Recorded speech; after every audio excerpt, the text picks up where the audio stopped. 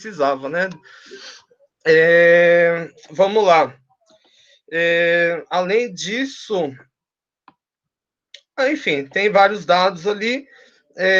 Além disso, tem o nosso plano de ensino. Vamos lá para ele. O que interessa do plano de ensino? Tudo, mas vamos para as partes mais polêmicas, talvez. Para a questão do sistema de avaliação. Então, como que vai funcionar as nossas avaliações? Então, primeiro, no primeiro bimestre, vão ter dois critérios. O primeiro, 50% do valor da nota vai ser contabilizado pela participação na atividade de presença. Tem uma atividade aberta toda semana e é um questionário objetivo, de uma só questão. E, enfim, terminando a aula, vocês só respondem ali, tal. Lembrando que para essas questões nem sempre existe o certo e errado. Na verdade, é um objeto que eu uso para saber como vocês estão pensando em verdade. E se vocês responderem todos, né, em todas as semanas, já tem 5 pontos, ou seja, 50% do valor. E os demais 50% vão ser definidos a partir da prova bimestral. Agora, no segundo bimestre, enfim, quem já está mais tempo aí no curso sabe que fica um pouco mais moroso, né? Por quê? 10% vai se definir a partir da prova integradora, 20% do projeto integrador. A participação no AVA, nesse caso, ela cai de 50% para 40%, e eu reduzi o valor da prova, nesse caso, para 30%, ok? Alguma dúvida, gente, de como vai funcionar isso? Tranquilão? Tranquilo. Legal. Tranquilo. Legal. Mas qualquer dúvida, gente, senão eu solto a metralhadora aqui. Vocês me interrompam e perguntem, não se sintam acanhados. Bom, a legislação empresarial, ela é um tema complexo e que eu particularmente gosto muito, né, do direito empresarial. Então, eu dividi a disciplina de forma a gente compreender toda a lógica histórica, epistemológica e também metodológica, com um enfoque para o caso brasileiro, que é um caso diferenciado, né, em vários aspectos. Então, nas primeiras aulas, nós vamos nos debruçar sobre a definição de direito empresarial e as correntes antecessoras. Em continuidade, nós vamos falar da primeira, da segunda e também da terceira corrente, que é a teoria da empresa. Vamos falar do modus operandi de aplicação das normas jurídicas, das dimensões fundamentais dos direitos humanos, das fontes do direito comercial e empresarial, dos princípios do direito empresarial, e, ao meu ver, esse tópico, né, princípios do direito empresarial, geralmente os estudantes eles dão pouco valor para esse tópico, mas, ao meu ver, talvez ele seja o mais importante. Se a gente pensar que não só as regras do direito empresarial, como de qualquer outro direito, elas são construídas a partir dos princípios e também observadas a partir dos princípios. Se vocês entenderem bem a lógica dos princípios, vocês conseguem, como diria o outro, matar a charada inteira. Vamos falar também dos crimes contra a ordem econômica, e, aliás, é um momento muito interessante para a gente estar falando disso. Vamos também comparar as teorias do direito comercial. Vamos falar também da legislação consumerista, né, que é a legislação voltada aos consumidores, né? E no Brasil, particularmente, o Código Brasileiro do Consumidor. Além disso, das responsabilidades comuns aos empresários, considerando aqui também o conceito do estabelecimento comercial, e alguns tópicos que estão se tornando aí emergentes, né, como, por exemplo, a legislação ambiental, e, ao meu ver, a legislação ambiental ela é fundamental para qualquer administrador, principalmente se a gente for pensar do dia de hoje, 2020, até 2030, 2040, ou seja, para as décadas seguintes, né, que esse direito ele tende a se ampliar tanto em complexidade quanto em importância. Vamos falar também de outros temas emergentes em direitos empresariais, como, por exemplo, patentes, né, principalmente patentes agora nessa questão de mundo digital que a gente vem fazendo, e uma discussão também sobre ética. Enfim, nesse primeiro bimestre, antes da revisão, nós vamos ter, deixe-me ver, 9 encontros. O 10º encontro é uma revisão e, posteriormente, a prova. Bom, então, basicamente, esse é o nosso bimestre. Bom, dentro do material que eu passei para vocês, tem um ponto interessante. Essa parte aqui, ó, explicação do professor. Não só nessa primeira aula, mas em todas as outras, tomem nota de maneira com muito esmero dessa parte, porque geralmente as provas, assim como as avaliações de maneira geral, eu faço alicerçado nesse conteúdo. Então, esse aqui vai ser o suprassumo, por assim dizer. No final, aqui nós temos o acesso à live, que vocês já conhecem, e posteriormente, depois de terminar a live, eu gero um link com o YouTube e vou lançar aqui em gravação da live. Então, vocês podem achar por aqui ou direto lá no YouTube. Por isso que eu pedi para vocês também se inscreverem. E eu tenho aqui a atividade de presença. No final dessa aula, para não ter erro, para não ficar nada dito pelo não dito, a gente faz junto essa atividade de presença. Eu leio com vocês, enfim, e aí eu já dei a vara de pescar, já ensinei a pescar, e o resto é com vocês. No material também, tem para download, aqui, ó, em baixar material de estudo, a apresentação, o PowerPoint que a gente vai usar hoje. Ele está disponível aqui para download. Tá legal, gente? Bom, deixa eu abrir ele aqui.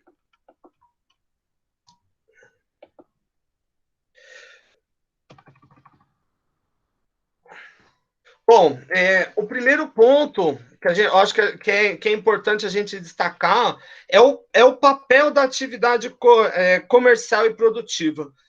Porque se a gente entender bem, foi justamente o intercâmbio e o comércio que movimentou a maior parte dos grandes eventos econômicos. Na nossa disciplina, a gente começa em Roma.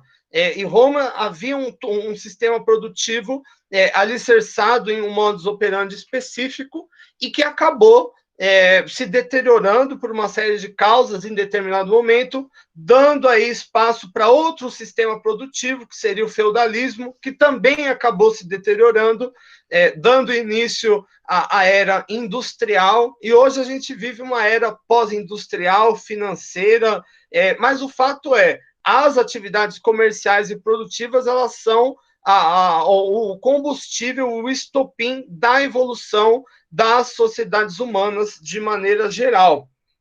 O nosso tópico, né, quando nós falamos de direito empresarial, de legislação empresarial ou legislação comercial, nós estamos falando de 3 correntes diferentes, e nós vamos falar de todas elas, e a aula de hoje é sobre um momento anterior a elas, né, sobre um momento que deu a base, por assim dizer, para o surgimento dessas correntes.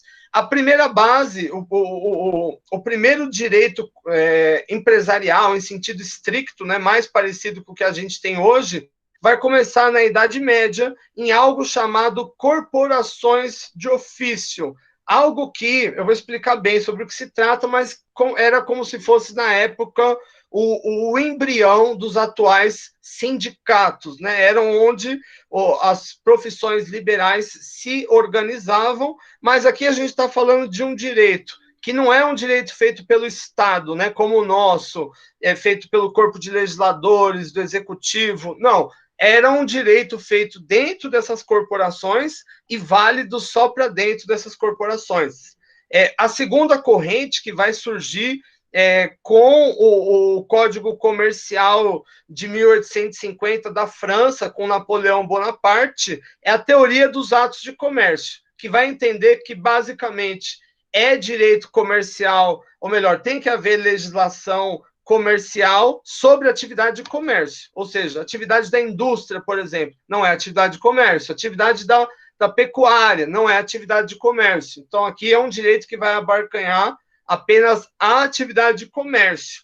E a terceira corrente, ela surge na década de 40, com o Código Civil italiano, com a ideia de teoria da empresa. E essa é a teoria mais moderna e que permanece até os dias atuais. Bom, quando nós miramos o nosso olhar passado, fechar um pouco a apresentação, voltar um pouco aqui para... Gente, perdão que... Aqui.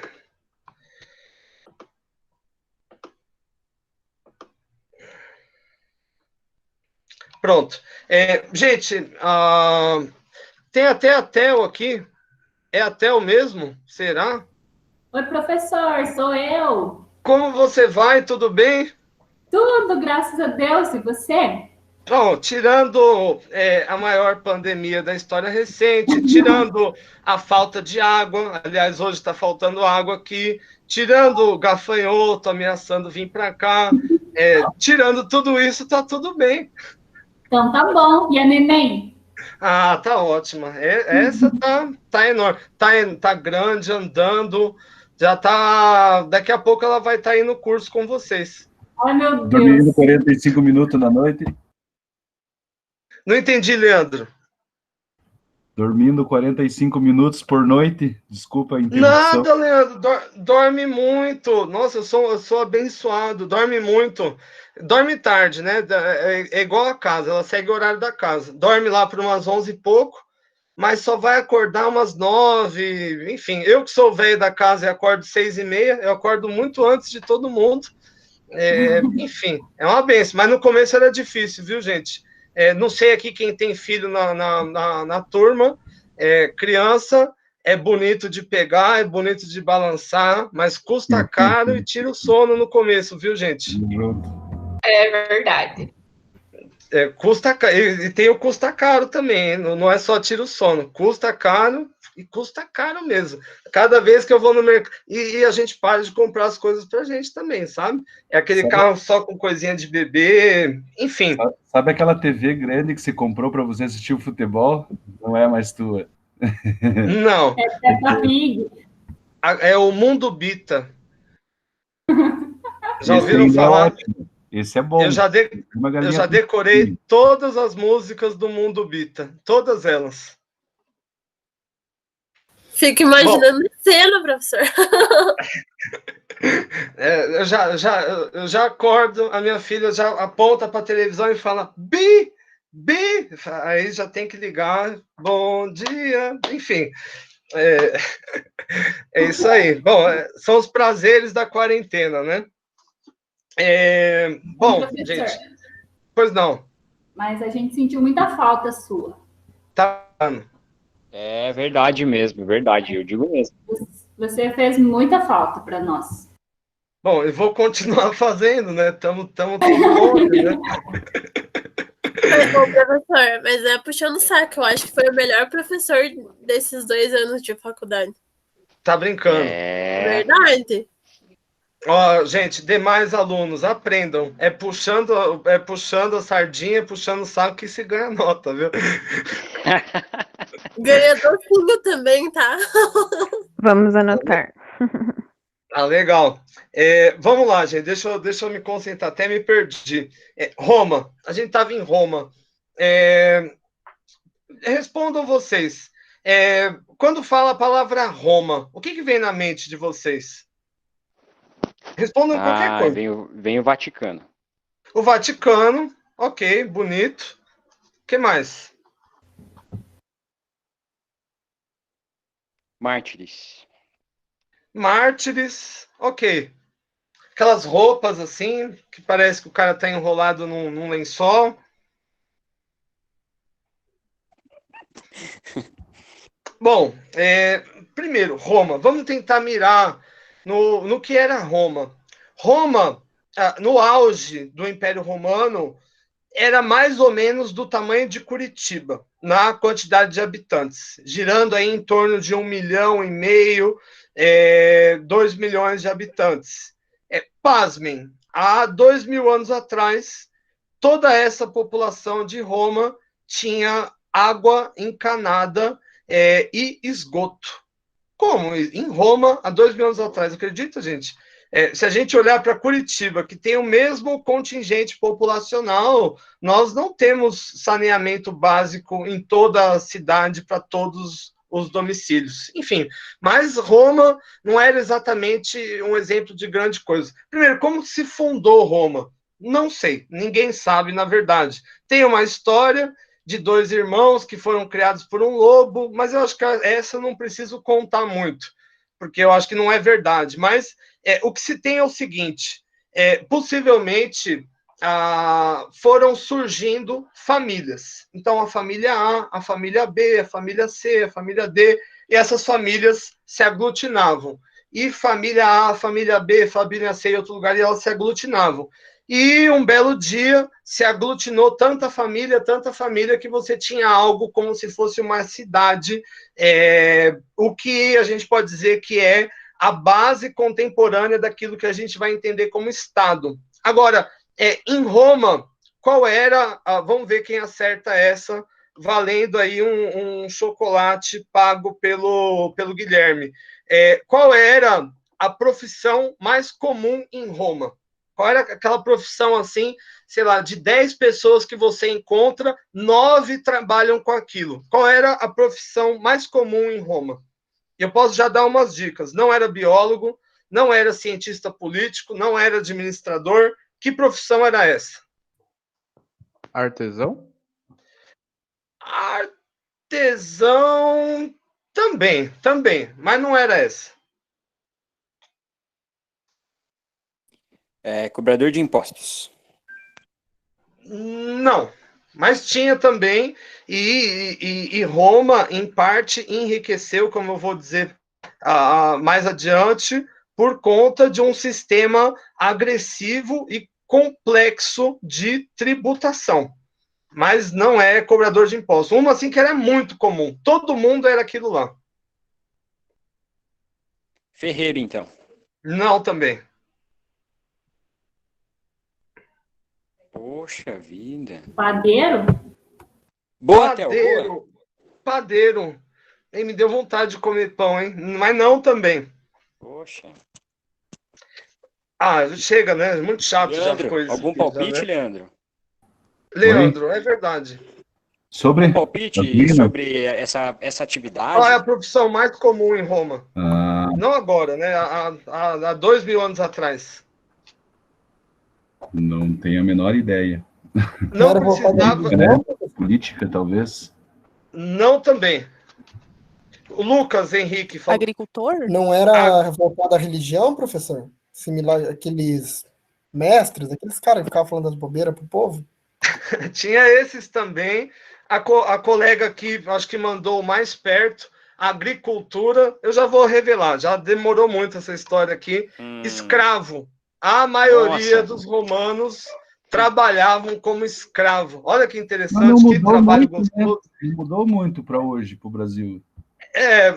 Enfim, existe uma discussão forte sobre isso. Bom, inclusive, se a gente falar o que era escravo aqui, o escravo aqui, ele tinha várias origens. Então, por exemplo, Roma era ultramilitarista, ela investia na expansão, e quando ela expandia, ela, enfim, capturava pessoas, e essas pessoas eram escravos. E você poderia ficar escravo por dívidas também. Inclusive, você poderia escolher ser escravo só por um tempo, assim, sabe? Se eu tenho, sei lá, uma dívida, sei lá, de 50 mil reais com você, a gente faz um trato, fala, não, você é seu escravo aqui por um tempo, tal, mas basicamente era a base, era o que fazia tudo, era o que se dedicava à agricultura, e Roma, ela vai se destacar muito tempo justamente por isso, por conta da produção agrícola. Agora, o que você tinha era o seguinte, quase 90% da população escrava e o resto, uma elite dividida assim, de maneira muito confusa, sabe? Vamos dar continuidade. Então, a primeira coisa que a gente já tem que saber de Roma é escravo. Todo mundo em Roma era escravo. Então, de 10 pessoas que você encontrava, um só não era escravo, ok? Era um lugar onde a pobreza, por assim dizer, era dividida de maneira muito forte. A primeira imagem que a gente tem de Roma é do esplendor, mas Roma, na verdade, ela era, sobretudo, um retrato da pobreza. Bom, se a gente olhar para Roma, ela vai seguir... Eu compartilhei a tela aqui, mas besteira. Vamos voltar para mim. Esquece um pouco o slide, muito chato o slide. Roma, ela vai ser a primeira a terceirizar exércitos. Como assim terceirizar exército? Explico. Cada general tinha um exército próprio, que não era de Roma, era dele. Eram homens pagos com o dinheiro dele, entende? E como que funcionava? O imperador, por exemplo, suponha que tem uma região ali, vamos tentar pensar aqui em Curitiba. Suponha que aqui em Curitiba seja Roma, e eu imperador, lanço uma ordem para o meu general Guilherme, dizendo: General Guilherme, você pode agora conquistar Campo Largo e Colombo, ok? A partir desse momento que eu autorizo o Guilherme a conquistar essas regiões, eu estou dando carta branca para ele invadir, matar todo mundo. E por que ele ia aceitar fazer isso? Porque ele pode ficar com os espólios. Tudo que ele encontrar e roubar, ele pode ficar para ele. E eu, imperador, ainda dou uma porção enorme das minhas terras para ele. Entendem isso? Agora, por que o Império Romano, como que o Império Romano se beneficiava disso? De duas formas. Primeiro, ele conseguia mais terras.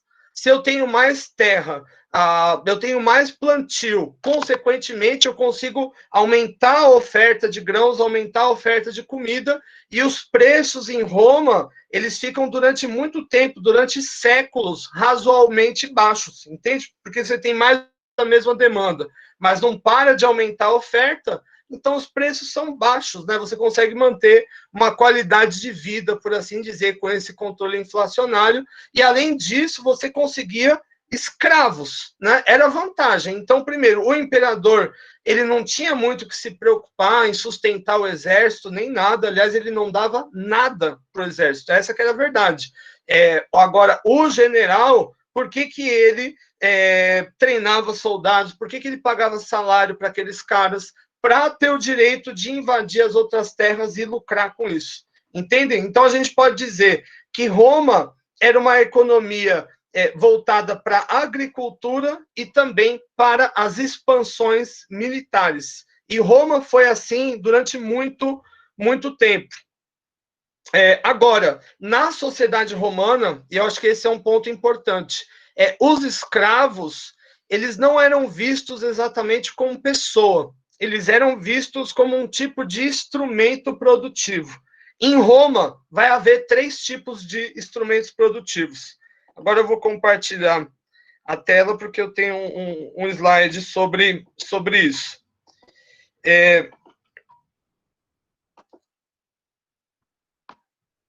Ok, deixa eu ver se o Costa compartilhou. Tá aparecendo aí, legal, né, gente? Sim, sim. Uhum. Ok, que às vezes o professor se confunde aqui.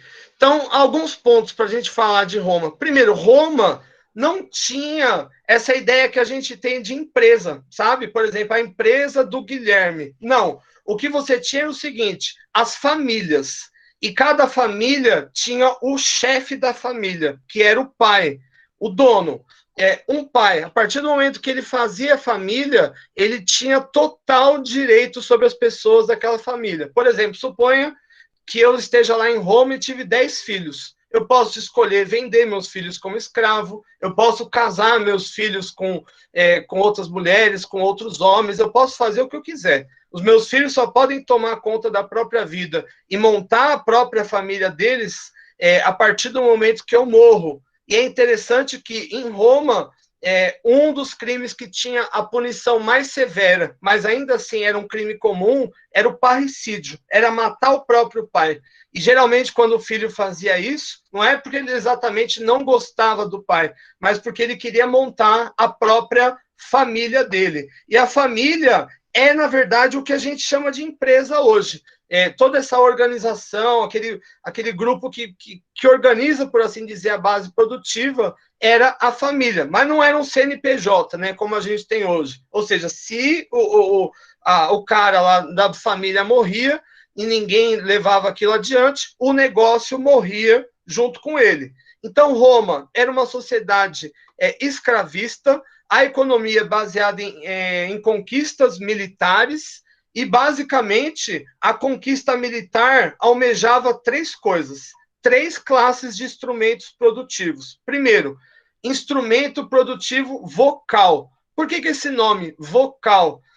Como eu disse, em Roma, os escravos não eram considerados pessoas, por assim dizer, eram considerados instrumentos. E quando a gente fala vocal, é porque é um instrumento que tem voz, entende? Porque ele fala, é um bicho falante, né? Assim que eles encaravam os escravos. A segunda classe de instrumentos são os instrumentos semivocais, ou seja, aquilo que quase tem voz. Aí os animais, galinha, marreco, boi, vaca. Olha que coisa pesada, né? Os escravos, eles eram considerados, eles estavam quase na mesma categoria dos animais. A diferença é que um é vocal e o outro é semivocal. E a terceira classe de instrumento produtivo é o que a gente chama de instrumento mudo. Aliás, todo mundo deve ter em casa, do lado da cama, o que a gente chama de criado mudo. É daqui que sai essa terminologia. Ou seja, tudo que serve para produzir, mas não fala. Como, por exemplo, o arado, a pá, a terra, a semente, né? Então, quando o imperador ele organizava uma empreitada militar, quando o imperador virava para o general Guilherme, falava, general Guilherme, você pode ir para Campo Largo, pode quebrar tudo lá, é tudo seu. Nesse momento, o Guilherme, ele poderia, por exemplo, fazer empréstimo, não precisava nem ter, para pagar os soldados, e muito era promessa também que ele dava para os soldados. Ele, gente, chegando lá, a gente vai repartir 10% para tal, 20% para tal, enfim, e quando chegava lá, qual que era o objetivo? O máximo dessas 3 classes de objetos, de instrumentos. Ou seja, capturar o máximo possível de escravos, também raptar o maior número possível de animais e também conquistar as terras e também os instrumentos produtivos. Um destaque importante, na sociedade romana, apesar da família representar o conceito de empresa, o conceito de comércio era muito mal visto em Roma, muito mal visto, era visto até como imoral. Então, geralmente, o comércio era relegado aos estrangeiros ou ainda aos escravos. Então, se eu tinha um escravo, eu colocava o meu escravo lá para trabalhar no comércio. Mesmo sendo uma atividade importante em Roma, era considerado uma atividade marginal, era considerado uma atividade imoral. Por quê? Porque os romanos, eles prezavam, sobretudo, pelo ócio, por não fazer nada. Então, aquela pessoa que pode ficar sem fazer absolutamente nada, ele era o cara naquela sociedade, ele era o top, né? Enfim, e a gente pode dizer, inclusive, que esse tipo de herança, o que a gente pode dizer desse costume, né, relacionado ao ócio, ele vai migrar, inclusive, como comportamento até os dias atuais. No Brasil, por exemplo, as profissões braçais, elas são tidas como menos prestigiosas, né, com menos status do que as profissões liberais não braçais, né? Então, por exemplo, sei lá, pedreiro, médico e advogado. Quanto menos trabalha, mais vai ser reconhecido como status, por assim dizer. Então, basicamente, como que essa sociedade estava dividida, a pirâmide? A base da pirâmide eram os escravos. Então, aqui eram tanto aqueles prisioneiros de guerra, como também quem se endividou. E, basicamente, não era considerado pessoa, era considerado propriedade. Claro que nem todo escravo ele se dava mal como um todo. Haviam escravos, por exemplo, que só tinham que fazer trabalho doméstico e esses geralmente tinham uma vida melhor do que aqueles que tinham que trabalhar no campo, ou dos que tinham que trabalhar quebrando pedra, construindo coisas, enfim. Mas bom mesmo ser escravo não era, porque o seu senhor, por exemplo, poderia te matar a qualquer momento e não havia nenhum tipo de impedimento legal nesse sentido, né? Nenhum tipo de resguardo. Havia um outro negócio aqui que a gente chama de cliente. O que era cliente? Não é essa palavra, mas o cliente, ele era um puta-saco, na verdade. Ele era um homem livre, ele não era um escravo, e ele fazia pequenos serviços para a elite dessa sociedade, que eram os patrícios. Então, por exemplo, tinha um patrício lá que estava com a moral meio baixa, ele vinha ali, chamava um cliente, e o cliente saía ali no povo falando bem dele. Enfim, não era alguém que tinha uma função muito definida. É literalmente um puxa-saco. A gente chamaria hoje de um aspirante a socialite. Vocês já ouviram falar de um famoso chamado Gominho? Participou do Big Brother. Já ouviram falar? Gominho. Sim. Sim, pois é, o Gominho ele seria o cliente da época, porque o Gominho ele anda com o Neymar, ele anda com a Anitta, ele anda com todas essas pessoas, e o trabalho dele é meio indefinido. Concordam comigo? Sim, ele não é cantor, não é artista, não é Sim, o que só é o amigo de Gominho? gente famosa. Sim, ele é um cara, um papagaio do Neymar. Enfim, daquela galera lá toda dele, lá, sei lá, eu tô falando Neymar aqui, mas nem sei, não acompanho o mundo dos famosos, mas é que esse é meio icônico, né? Enfim, em Roma haviam muitos, né, clientes. E a partir do momento, por exemplo, eu sou o Gominho aqui dessa época, o cliente. E eu tenho lá um patrício. O patrício eram grandes proprietários de terra e também caras que estavam aí na política. Se eu tenho ali um patrício ali e tal, e o patrício me aceita, a partir desse momento ele vira o meu patrono. E ele pode meio que me fazer umas ordens, tal, mas eu sou aquele cara que fica orbitando ali, né? O gominho. Mas, subindo um pouco mais na pirâmide, haviam os plebeus, que eram basicamente os agricultores, os comerciantes. Alguém falou aqui também em artesão, e mais adiante, já perto do fim, né, de Roma, eles vão alcançar também algum status político. E, por fim, no topo, aqui havia os patrícios, que eram grandes proprietários de terra, e que também possuíam cargos políticos. Aqui é um negócio importante. Imagina, por exemplo, o Guilherme está aí ainda? Eu tenho que sempre perguntar, gente, se o Guilherme está aí, porque ele foge da sala. Você está aqui, Guilherme? Ou você já fugiu? Ó, tá vendo como demorou, gente? Bom. Foi só um teste, Guilherme. Ok. Foi apenas um teste. Então, vamos supor que o Guilherme ele seja um patrício e eu seja um plebeu. E eu, enquanto agricultor, eu fiz um grande negócio aqui com o Guilherme e comecei a ficar rico. Rico, muito rico, e fiquei 3 vezes mais rico que o Guilherme. Pergunto, gente, eu me torno um patrício? Entende a situação? Eu sou plebeu, fico 3 vezes mais rico que um patrício. Eu viro um patrício também? O que vocês acham? Acho que não. Não, não viro. Quem pode virar um patrício, aí são meus filhos, que já nasceram ricos.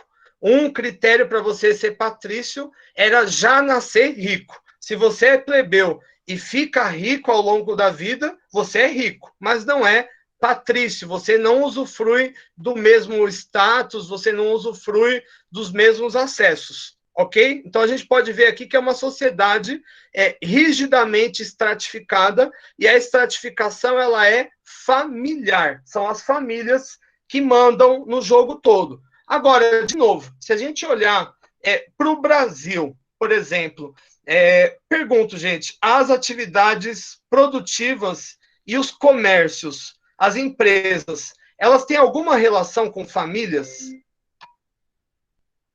Não sei se foi boa a minha pergunta, não, mas a ideia de família importa quando a gente fala de empresas brasileiras?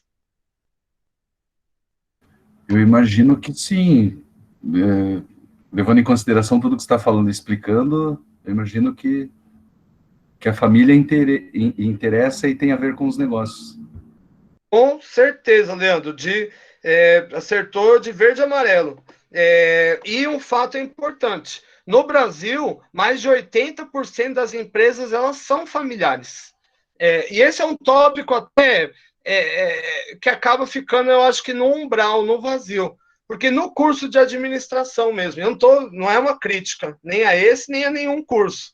Vocês não vão ter uma disciplina economia familiar, sabe? Empresas familiares.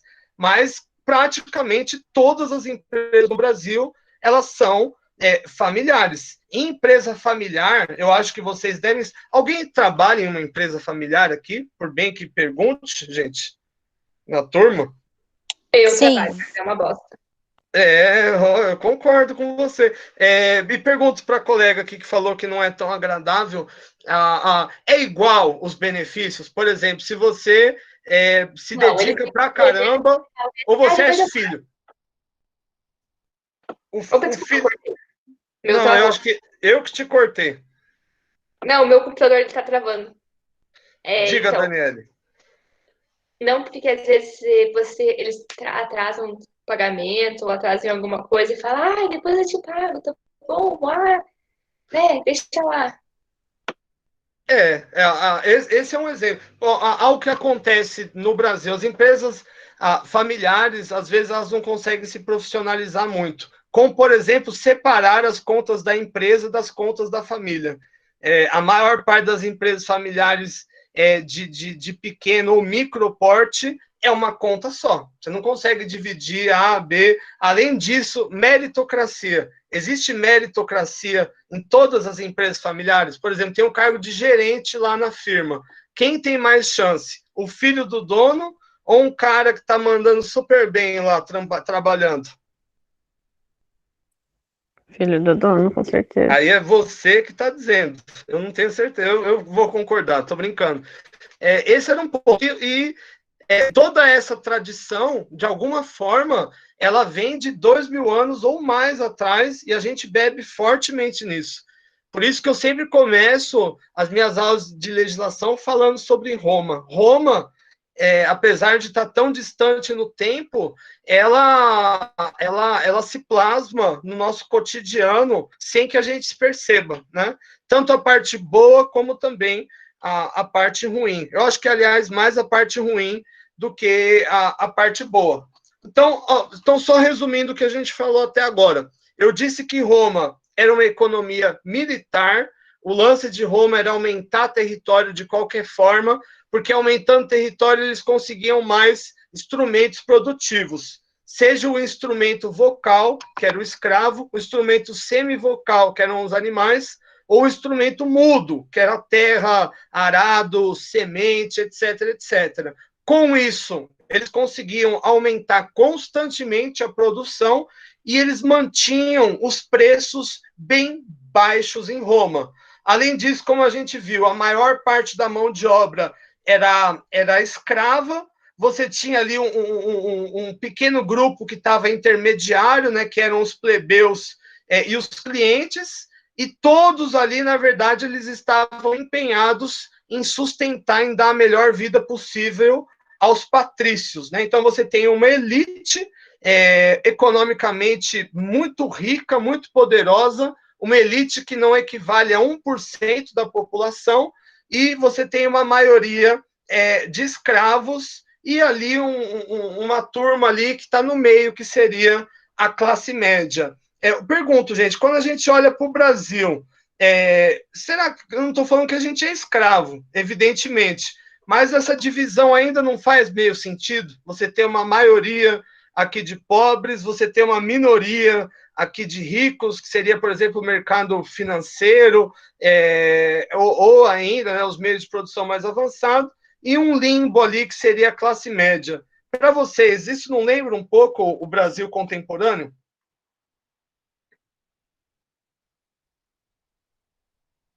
Guilherme.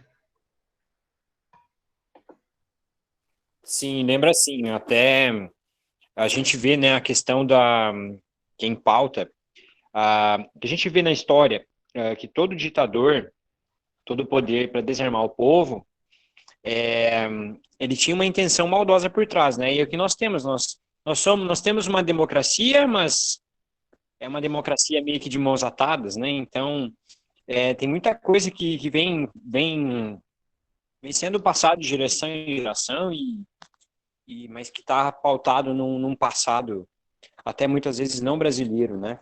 Um passado lá dos séculos passados, um retardo, né? Uma coisa que não faz desenvolver. Aqui no Brasil a gente vê bem claramente isso. Dá para associar claramente, eu consigo associar essa questão até da Roma antiga aí que a gente está vendo, com algumas coisas, alguns aspectos aqui que nós temos no Brasil.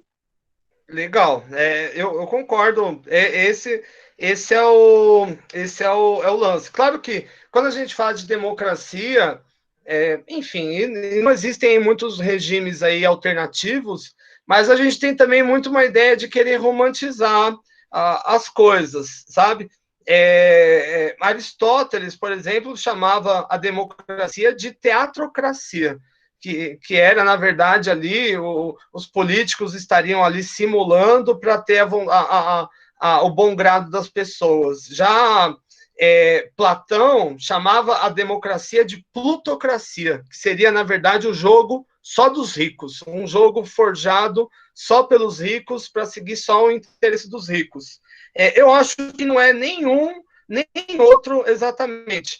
A democracia brasileira seria um misto disso, com um pouco, é claro, da nossa cultura latina e o nosso tempero, né?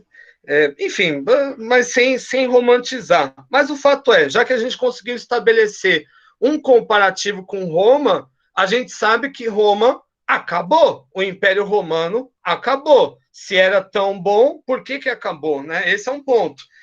Primeiro, começou a acontecer algumas coisas. O Guilherme é um rapaz bem conversador, então vamos conversar com o Guilherme. Guilherme, imagine se um general, depois que você conquistou 30 alqueires de terra, o que você faria? Eu ia proteger e tentar ganhar mais, né? Mais uns 30. E depois que você ganhou, aí mais 30, você ia ficar com 60. Depois que você ganhou mais 60, o que você faria? Eu ia conservar os 60 e tentar ganhar mais uns 30. Aí ia ficar com 90. E depois disso, você ia fazer o quê? Eu tentaria ganhar mais terra e talvez fazer algum comércio em cima de tudo isso. Pergunto, só que o seguinte, Guilherme, eu esqueci de um detalhe. Cada invasão dessa que você faz para conquistar a terra, você está colocando sua cabeça em jogo. Em todas elas, nenhuma é sem risco, sabe? É que nem ir para a rua agora. Você pode voltar tranquilo, mas pode voltar com Covid também. Então, era mais ou menos o que acontecia aqui. Você pode ir para a batalha e se dar bem, e você pode ir para a batalha e se dar mal. Então, imagina que você tem 200 alqueires de terra. É bastante para uma pessoa. Você ia querer mais? Ah, sim, com certeza. Esse é um ponto, né? O perigo, né? Tinha general, gente, que ficava 20 anos viajando. Vocês imaginam ficar 20 anos longe de casa, sem tomar banho? Enfim, banho também em Roma. Bom, eles tinham, né, também os banheiros públicos, mas começou a acontecer o seguinte, gente: os grandes generais de Roma, eles estavam abarrotados de terra, estavam abarrotados de escravo, eles estavam abarrotados de coisa, e estavam ficando velho, e não estava aparecendo general novo ali que queria arcar com risco, e chegou um ponto que Roma assinou um documento chamado Pax Romana. O que é a Pax Romana? Todos os generais eles entraram em um acordo que eles não fariam mais expansões militares, porque eles já tinham muita terra, eles já tinham dinheiro para sustentar 10, 20 gerações para frente, e eles não queriam pôr mais a cabeça deles a jogo. Entende isso? Só que o que aconteceu? A partir do momento que eu acabo com essa política de expansão territorial de Roma, primeiro, tem menos terra. Aliás, aqueles três classes de instrumento que eu falei. O instrumento vocal, escravo, acabou. Esses que já tem aqui, e acabou esses, não vai ter mais, entende? Terra também acabou. Essas que tem e não vai ter mais. E animais também a mesma coisa. Consequentemente, o que aconteceu? A população romana estava crescendo, a demanda por alimentos estava crescendo, mas a oferta acabou reduzida. Ou seja, Roma passou a importar produtos agrícolas, começou a importar produto agrícola de vários lugares, e para isso, eles fizeram o quê? Eles emitiram moeda, eles emitiram muito dinheiro.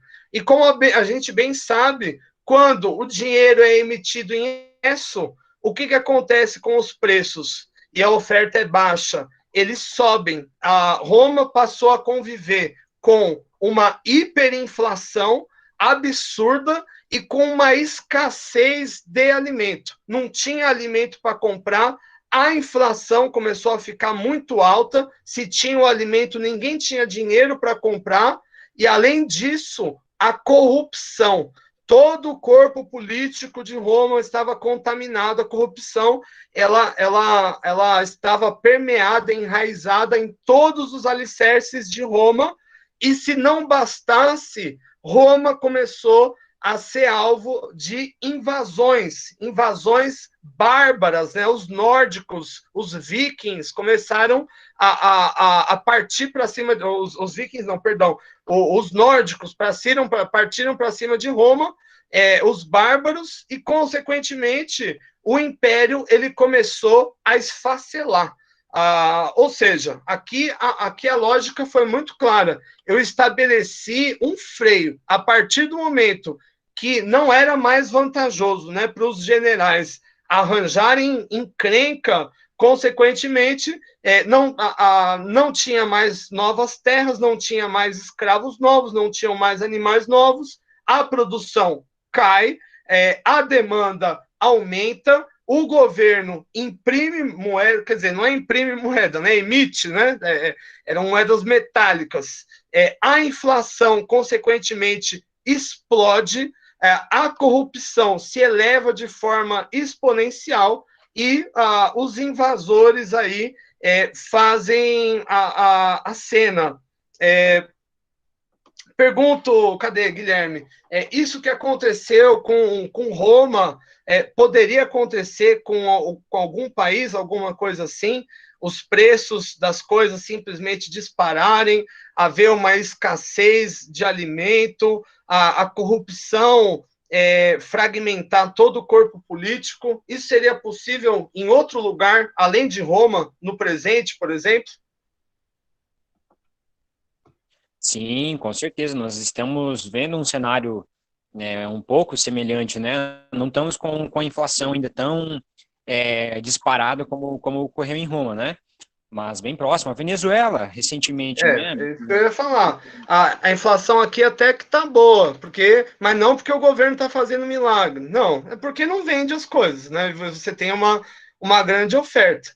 Mas a Venezuela hoje passa pela maior crise humanitária da América Latina, né? Estão literalmente esfacelando, e com mais de 90% da população na faixa da pobreza. É difícil um país se sustentar dessa forma. A única diferença é que não tem invasores, pelo menos invasores que a gente está vendo. E, consequentemente, gente, com o fim de Roma, inicia-se um novo regime, que é o feudalismo. Enfim, isso aqui vocês já devem conhecer da escola. Eu vou falar brevemente, muito por cima, só para a gente chegar na figura do mascate, que é aqui com o mascate que nós vamos ter a semente, né, do que a gente vai entender hoje como legislação comercial. Então, o feudalismo, basicamente, era também uma pirâmide. No topo da pirâmide, você tinha o senhor feudal. O senhor feudal era o dono da parada toda. E ele estava incumbido de fornecer terras, fornecer instrumentos para o trabalho, como, por exemplo, forno, instrumentos diversos, né?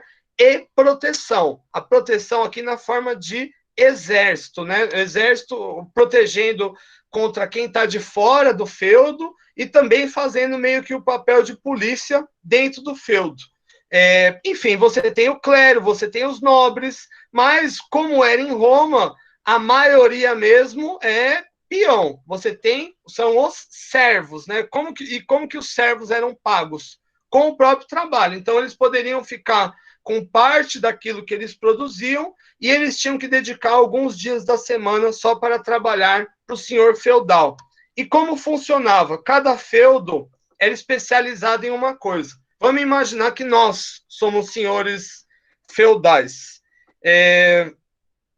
Guilherme, se você tivesse uma fazenda, um feudo, qual produto você produziria?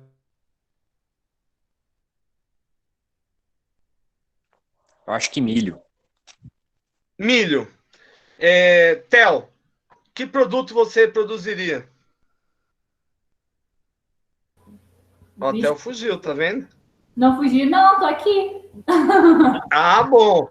Ah, bom. Que produziria? Putz, professor.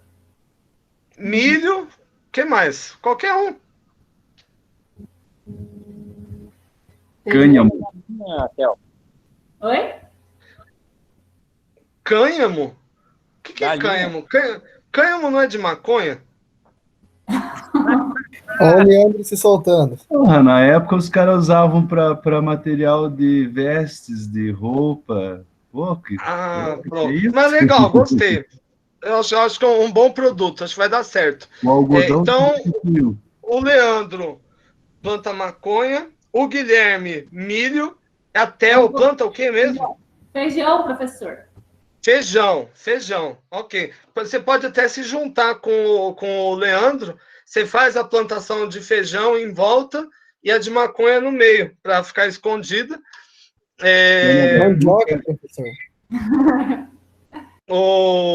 Cadê e a Bruna, não está aqui? Ah, não, o Lucas. Lucas, e você, o que você produziria? Se fosse para esconder a plantação do Leandro, mandioca. Se não, arroz. Que arroz é alimento universal. Você Arroz. vai dar mandioca, Magrão, vai. Cadê a Bruna? A Bruna foi embora mesmo. A Bruna, eu falei, quem mais estava aí? Daniele Toledo. Quem mais? Quero mais um produto, pelo menos. Aí a gente consegue fazer um comércio. Pode ser café? Trigo. A Germano, café, e a Fabiola, trigo. É isso? Isso. Eu vou ter que escrever para. Nossa, já esqueci já. Então vamos lá. Então, o que cada feudo fazia? Eles trocavam entre si. Por exemplo, o Guilherme tem milho. Quem quer milho? Você quer milho, Germano? Quero. E você tem o que mesmo? Café. É a invenção Ok. do ser humano. Guilherme te dá milho e você dá café para ele. Fabiola, você quer milho? Quero. Então, Guilherme te dá milho e você dá o quê? O trigo ou açúcar. Trigo ou açúcar. Ok. Então, Guilherme já tem outros itens. Theo, quer milho? Quero milho, professor. E feijão, né, que você tem, né? Isso. Vamos fazer Ok. uma coisa. Guilherme já tem feijão. Lucas, quer milho? Sim. E você, Esse vai o seu morrer era com o o quê? produto dele aí. Se E for o dele era arroz. o Leandro é mandioca. E se não, Ok. seria arroz. Vamos deixar no arroz. Ok, arroz. O Guilherme já dá para fazer arroz, feijão, já dá para ter café depois do almoço e qual que era? E trigo, dá para fazer um pão. Leandro, o que você tem mesmo? Ah, maconha, né? Cânhamo. O Guilherme, você quer cânhamo? Guilherme. Pode ser. Pode ser. Ok. Dá para passar para novos mercados. Ok. Então, percebam, gente, que aqui a gente tem um sistema de troca perfeito. Vocês vão trocando, você troca um item que você não tem. O Guilherme ele pode comer milho também, mas vão trocando. Mas chega um ponto, gente, vocês estão muito perto um feudo do outro. Vai chegar um ponto que o Guilherme vai estar abarrotado de café, abarrotado de feijão, abarrotado de arroz, vai ter mais maconha que o Snoop Dogg, ele já vai ter tudo, né? E não vai ser mais vantagem. Entendem isso, gente? Se ele usar maconha, ele come tudo esse troço aí. Enfim, mas é que o Guilherme ele é um rapaz esbelto, né? Ele não come tanto assim, ele cuida da saúde. Enfim, aqui surge um problema. Inclusive, vocês já vão ter tudo. O Leandro já vai ter todas essas coisas também, o Lucas também, a Tel também. Nesse caso, surge um terceiro carinha, que se chama mascate. O que esse cara faz no começo?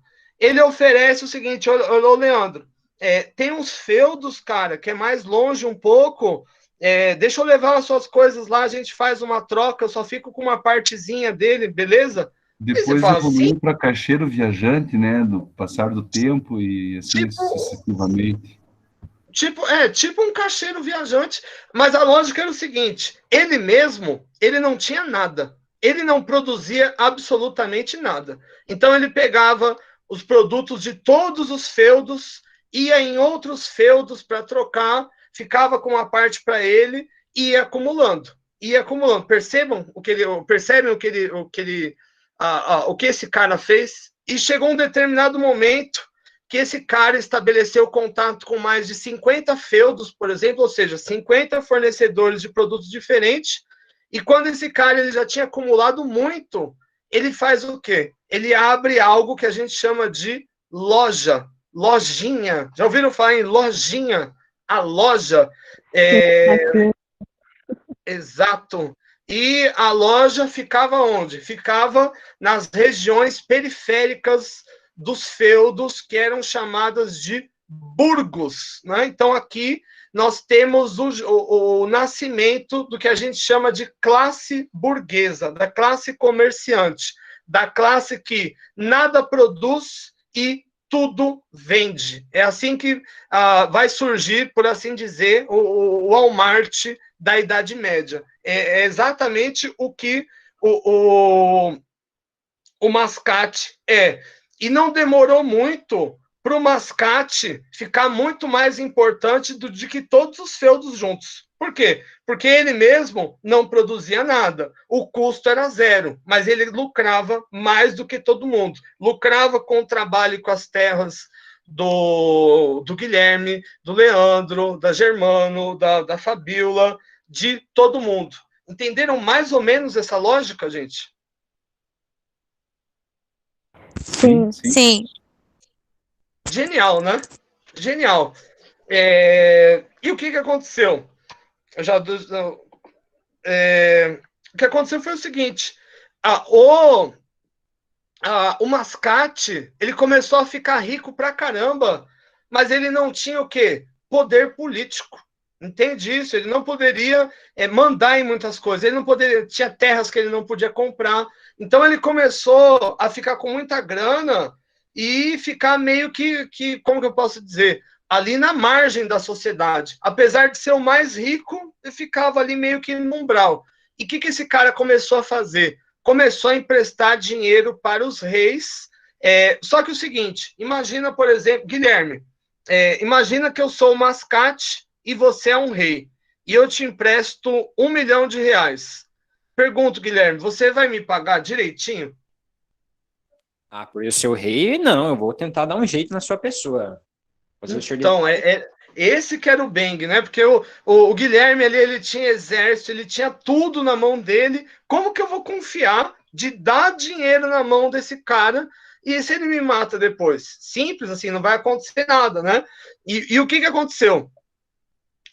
Então eu chegava, falava, Guilherme, vamos fazer aqui o diálogo. Guilherme, você quer grana, cara? Ah, eu quero. Quanto? Me lança aí 1 milhão. Vou fazer. Só que o seguinte, Guilherme, você vai me matar depois, man? Não, claro que não. Eu sou uma pessoa de bons princípios, de bons costumes. Isso nunca passaria pela minha mente, capaz? Sim. Você me considera? Ah, mas é claro, você é a pessoa mais, assim, bondosa que eu conheço, a pessoa maravilhosa. Você me considera como seu brother? Oh, com certeza, para mim é uma honra. Vixe, com certeza. Então é o seguinte, Então então demorou. Legal. Se você me considera como seu brother e você quer 1 milhão, eu vou emprestar esse 1 milhão. Só que, como você disse que me considera bastante, eu quero que você me dê um título de nobreza. Né? Porque se você me considera como membro da família, então você pode me ordenar membro da realeza. Pode ser, então, fechou? Um duquezinho, alguma coisa nesse estilo? Fechou, Guilherme? Não tem problema nenhum. Não há empecilho. Aí, tá vendo? Foi assim, foi isso que aconteceu. A partir do momento que o Guilherme ele aceita a minha grana, mas ele me dá um título de nobreza, o Mascate deixa de ser aquela figura marginal, aquela figura que está só ali no bastidor e passa a se tornar o protagonista dos processos políticos, tanto pelo fato dele ser nobre, quanto pelo fato dele ter mais riqueza que a maioria dos reis.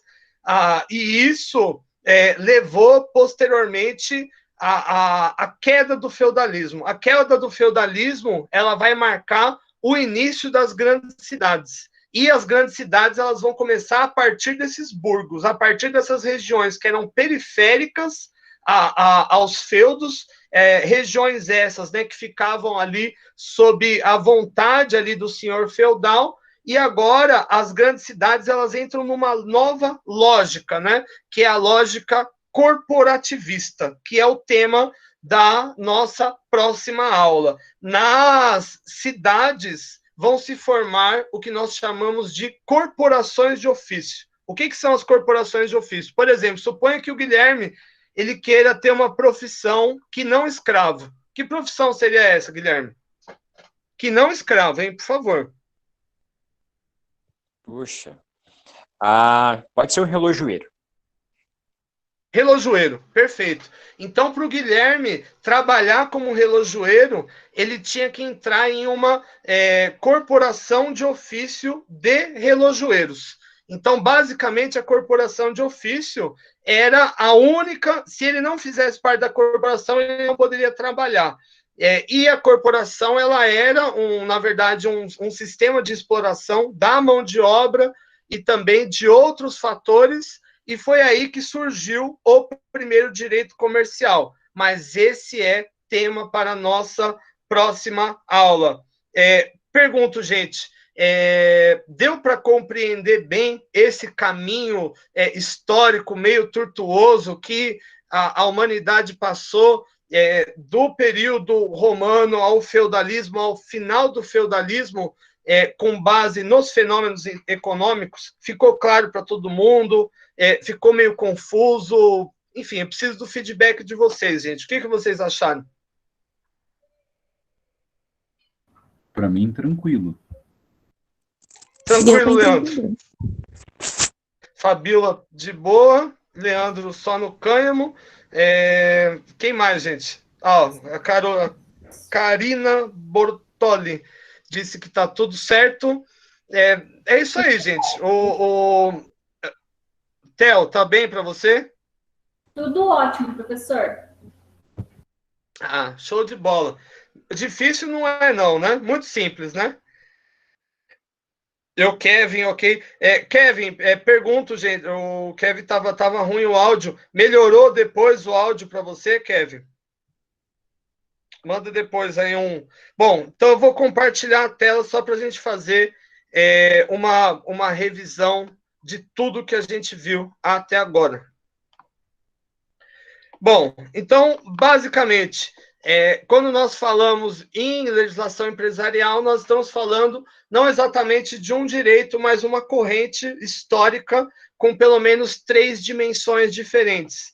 E o que a gente viu, de alguma forma, nessa aula, que tomados em conjunto, as atividades produtivas e comerciais, elas são as engrenagens que vão movimentar, que vão modificar, né, que vão aí colocar em curso as sociedades de maneira geral. Existem 3 correntes do direito empresarial, e na próxima aula a gente começa a falar da primeira e da segunda corrente. O momento que a gente está falando agora é um momento que ainda antecede essas correntes. A economia romana, como a gente bem viu, ela era forjada no militarismo, ou seja, quanto mais conquistas, melhor. E, nesse sentido, qual que era o grande lance? A partir do momento, o próprio Estado não precisava se preocupar muito em fortificar, em nada disso. Você apenas terceirizava e delegava. Então, a partir do momento que você autorizava um general a conquistar um território, você estava autorizando ele a ficar com todos os escravos que ali encontrasse, ou melhor, pessoas livres que ele transformaria em escravo, né? Todos os espólios, enfim, tudo ali. E isso era vantajoso, soava vantajoso também para esse general, por mais arriscado que fossem, né, essas empreitadas. Então, era uma sociedade majoritariamente escravista, ou seja, de cada 10 pessoas, né, só uma não era escravo, e a ideia de empresa ainda não existia. O que existia era a ideia de família. Cada pai era dono da sua própria família, e os filhos só poderiam montar a sua família depois que o pai morresse. Por isso que o crime de parricídio era um crime tão frequente. Aliás, era um crime punível de uma forma terrível. Eu vou ver se eu acho aqui para mostrar para vocês. Era punido com algo chamado poena Culley. O que era a poena Culley? Então, basicamente, aqui tem uma imagem legal. O indivíduo era colocado dentro de um saco de couro, e nesse saco de couro era colocado um cachorro, era colocado um macaco, era colocado uma cobra, um galo. E, claro, esse indivíduo ele apanhou bastante antes de entrar nesse saco. Esse saco ele era fechado, lacrado e jogado em um rio. Ou seja, imagina o desespero, né? Você entrar, você tá nesse saco, você ter que lutar com todos esses animais. Na verdade, era para mostrar, tipo, gente, não mate o pai, né? O pai é importante, ele é o dono da família. E eu não sei dizer exatamente o porquê desses 4 animais, mas existem registros desse tipo de punição dessa mesma forma que eu descrevi acontecendo durante mais de 500 anos, né, em Roma. Só uma curiosidade, né? Enfim, então basicamente você tinha o quê? Uma elite muito rica. Para você ser um patrício, não bastava você se tornar rico, você tinha que nascer rico.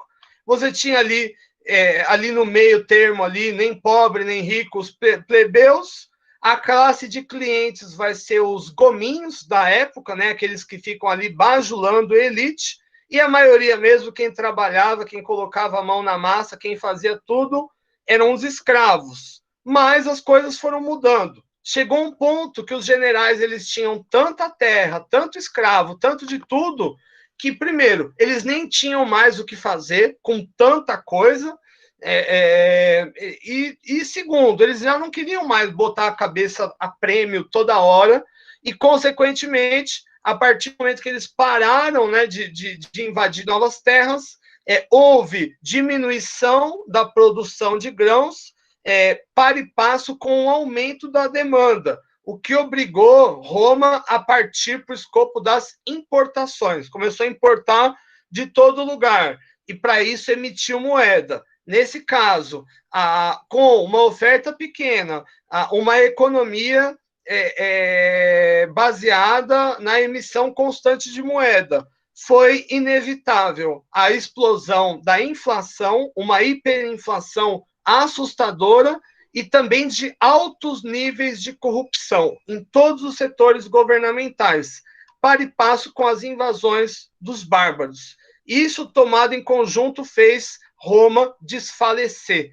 E das cinzas de Roma nasce o feudalismo, um sistema baseado no que a gente chama de latifúndio, né, da grande propriedade, onde você tem o senhor feudal, que ele dava as terras, os instrumentos de trabalho e a proteção. Você tinha ali um corpo intermediário, como, por exemplo, o clero, né, a igreja, os nobres, mas quem, de novo, vai fazer todo o jogo?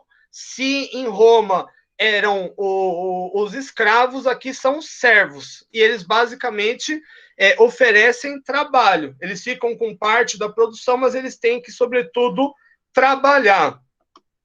E os feudos, como a gente fez aqui o exercício, eles trocavam entre si. Em determinado momento surge essa figura, o mascate, que se oferece para ir em feudos mais longínquos, né? E cobra apenas uma parte dos negócios. Em determinado momento, o mascate ele se torna mais importante do que os próprios feudos. Por quê? Ele não gasta com produção, ele não precisa cuidar de nada, ele apenas vende. Ou seja, ele é aquele que tudo vende e nada produz. E, em determinado momento, ele utiliza essa riqueza intensa que ele tem para comprar cargos de nobreza, né, para se tornar um duque, um conde, um isso, aquilo, garantindo assim, inclusive, que o rei não o mataria. O pouco a pouco disso, a hipertrofia do que a gente chama de burgo, né, dessas cidades, com o esfacelamento dos feudos, levou à queda do feudalismo e a uma nova era, pelo menos do âmbito laboral, que vai se plasmar no que a gente chama de corporação de ofício, que é o tema da aula seguinte. Ok, gente? Tudo certo? Tudo numa boa? Tudo certo, professor. Ok. Gente, eu só vou ler agora a atividade de presença com vocês, tá legal? Vamos lá.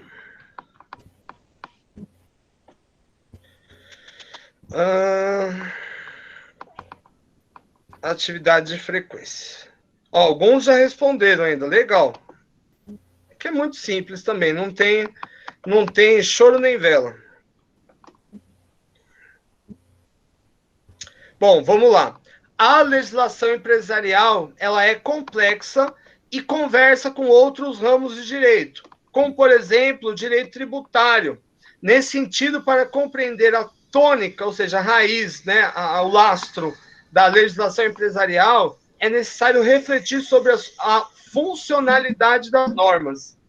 Vocês entendem bem, né, quando eu falo funcionalidade da norma, né? Não é só você ter uma regra, mas para que ela serve? Por exemplo, no futebol, se não tivesse aquela impedimento, como que ia ser o jogo? Ia ser só chutão para um lado, chutão para o outro. Isso é funcionalidade da norma. E as normas, às vezes, não funcionam. Aqui em Curitiba, por exemplo, os parques estão fechados por decreto há 3 meses. E o Barigui vive cheio. De novo, funcionalidade da norma. Claro? Então, nesse sentido, cabe aqui um exercício reflexivo. O cigarro... Alguém fuma aqui na turma, gente? O Guilherme não, cuida da saúde. Alguém fuma? Theo, acho que não também, né? Não combina com você. Não fumo. Enfim, mas quem fume, deixe de fumar, por favor. Ou tente fumar menos, faz mal. Bom, o cigarro ele representa um problema epidemiológico, considerando que existe uma série de consequências negativas associadas ao uso. Nesse sentido, para o governo, o melhor mesmo é que ninguém fume. Mas só pedir para as pessoas não fumarem nem sempre funciona. A lógica aqui é, se menos pessoas fumarem, menos pessoas ficarão doentes e, consequentemente, menos pessoas terão que usar o sistema de saúde, o que leva, por sua vez, o Estado a economizar. E o Estado, como a gente sabe, ele é igual ao pai do Cris, ele é o Július, ele quer economizar. Então, nesse sentido, no Brasil, a carga tributária em relação ao cigarro é elevada. Por que se cobra muito tributo do cigarro? A fim de encarecer o produto e desestimular o consumo. Ou seja, eles partem da lógica que, se for caro, o cara não compra. Mas será mesmo que é verdade? Será mesmo que, por exemplo, só de eu tornar a bebida cara, não vai ter o bebaço que compra corote? A lógica aqui é a mesma, né? Então, na prática, isso tem incentivado o tráfico de cigarros do Paraguai, que lá não se cobra tributos em cima disso. Além disso, esses cigarros do Paraguai, eles não têm controle de qualidade, o que pode representar um risco ainda maior para a população. Lembrando que essa pergunta não tem certo ou errado, ok? Vocês podem escolher qualquer alternativa que ela vai estar correta. O que eu quero aqui depois é fazer uma média para ver como vocês pensam, né? Então, por isso, seja sincero na resposta. Ok, Theo? Ok, Guilherme? Ok, todo mundo? Nesse sentido, o que o governo poderia fazer para resolver a questão? Eu tenho 5 alternativas. Primeiro, o governo deveria proibir a venda de cigarro e multar as pessoas que forem flagradas fumando. O governo deveria criar um programa de transferência de renda com o nome Meu Cigarro, Minha Vida, a fim de possibilitar que as pessoas comprem cigarros nacionais, mesmo esses sendo mais caros que os paraguaios. O governo deveria baixar a alíquota do cigarro nacional, a fim de diminuir o preço, desestimulando assim a compra de cigarros paraguaios. O governo deveria, em definitivo, proibir a venda de cigarros nacionais e importados. Ou a última escolha, o Ministério da Saúde deveria fazer uma campanha incentivando o consumo de cigarro nacional, alertando para os riscos associados aos cigarros paraguaios. Ok, gente? Vocês escolhem, então, uma das alternativas e me respondem e voilá, já está feita a atividade da semana. E o Guilherme já escolheu a dele aqui, querendo incentivar os outros com o Meu Cigarro, Minha Vida. É isso aí, gente. Obrigado pela... Enfim, é um momento difícil, né? Esse negócio de aula remoto não é para os amadores. Tanto nós, professores, como vocês, alunos, acho que estão se adaptando a tudo isso. Mas aí, com fé, nesse semestre, a gente vai avançar muito. Vacina está perto. E, enfim, se as boas forças do universo quiserem, nós estaremos ainda esse ano presencialmente em sala de aula, curtindo muito e gastando aí o dinheiro do Guilherme com gostosuras e guloseimas. E muito chocolate, né, professor? Tem que gastar do professor. Muito chocolate. Opa! Não. Verdade. Não, eu gastei todo o meu dinheiro naquela época, gente. Ô, professor, mas só uma caixinha de bis. Isso tudo bem. Esse eu prometo. Uma caixinha de bis tá garantido, gente. Quando voltar às aulas, é bis para todo mundo. Eba! Nossa, professor, eu vou guardar bem isso. Tem que lembrar o professor. Gente, não... Já tá gravando. Daí, quando voltar, a gente... Ele cumpre, gente. Ele promete, ele cumpre. Gostei da propaganda. Isso aí. Eu levo bis, mas vocês também levem. Podem levar um chocolate suíço para o professor, podem levar vinho, podem levar coisas caras. Mira no caro que o professor sempre vai gostar. Valeu, gente. Pergunta. Vamos comprar no Paraguai. Aí a gente leva para você, professor. Legal. Legal. Bom, eu tô tão em pandemia aqui em casa, nesse negócio de quarentena, que até para o Paraguai eu queria ir passear, se pudesse. Paraguai é um lugar bem legal, gente. Enfim, para comprar, né, para comer, para se divertir. Enfim, gente, pergunto, ficou alguma dúvida? Teve alguma coisa? Maior bullying com o Paraguai? Um pouquinho só, gente. Paraguai é terra boa. é uma terra muito boa. Ficou algum... Mas tudo que vem de lá, o pessoal coloca defeito. Até as cobertas, que é uma maravilha que vem de lá. O pessoal consegue achar defeito. Que gente de bolinha aqui, não sei o que tem. Que preconceito. Enfim, né? Que a gente é muito nacionalista, né? Tem que defender aqui o nosso país. Mas a gente tanto fala do Paraguai, mas um ponto importante, né?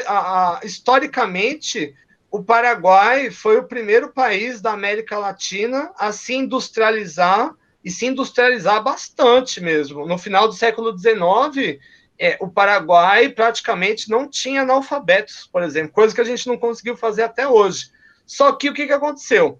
Problema comercial de novo, né? Como o Paraguai era uma indústria muito fértil aqui na América Latina, e isso começou a prejudicar os negócios da Inglaterra.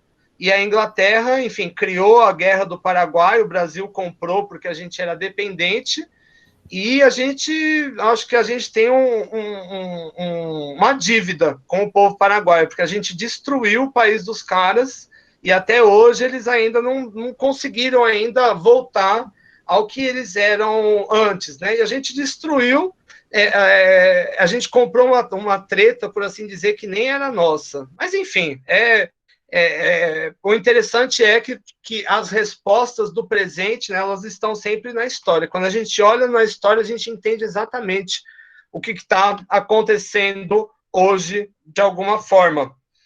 Mas, Amanda, se quiser me dar uma manta do Paraguai, mesmo com a bolinha que junta o pelinho, eu aceito também. Tá bom, professor. Um dia eu vou te dar uma mantinha do Paraguai.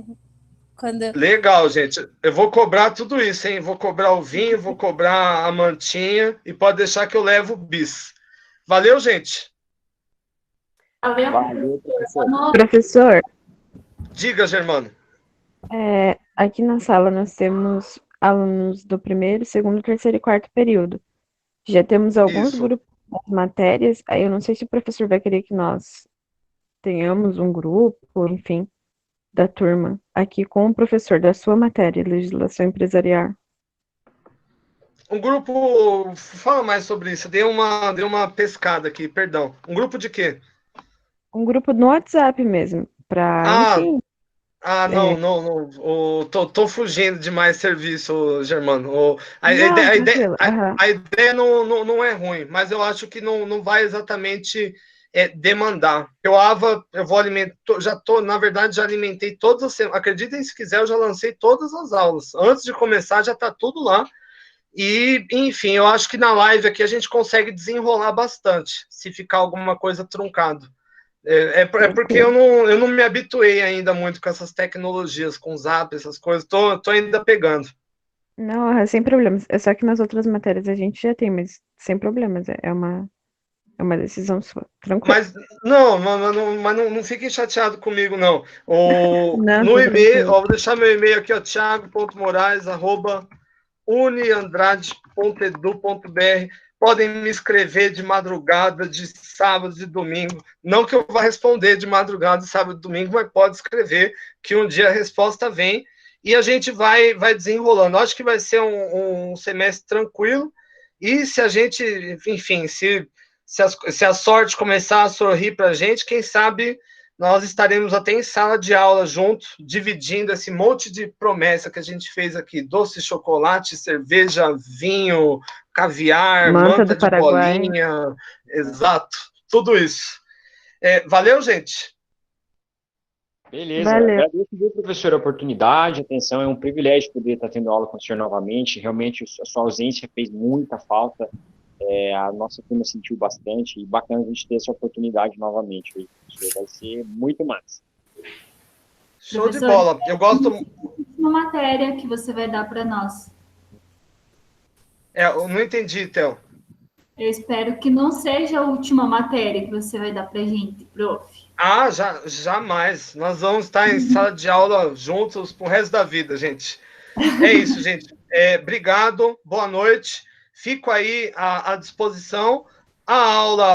Essa aula que a gente teve agora, vou subir ela no YouTube. Daqui a pouco vocês acham ela na playlist, e também vou deixar o link gravado ali no AVA. Meu e-mail, thiago.moraes@uniandrade.edu.br. Fico à disposição para tudo. Abraço. Valeu, gente. Abração, até mais. Tamo junto. Tamo junto. Até mais, professor. Tchau, Boa professor. noite. Boa noite. Tchau, professor. Boa noite. Aqui não Valeu, gente. tem Aqui